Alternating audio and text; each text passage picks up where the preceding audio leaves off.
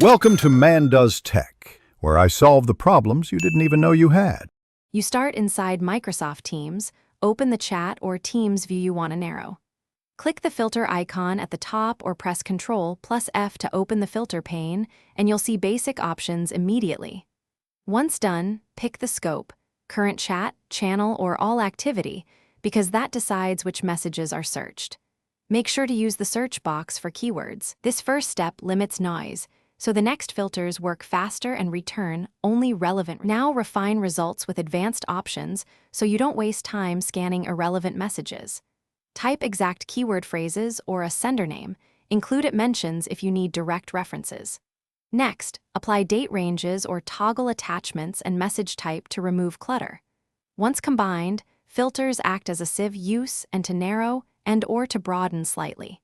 Make sure to glance at the live preview so you can adjust terms. This prevents missed items and speeds up retrieval. Finish by saving or pinning the filtered view when Teams supports it, because that saves repeated setup time. If you need records, select Results and copy or export for offline review or reporting.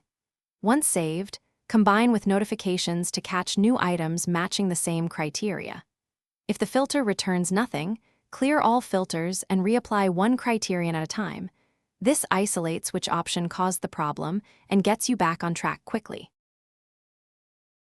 Thanks for watching. If you found this helpful, don't forget to like and subscribe.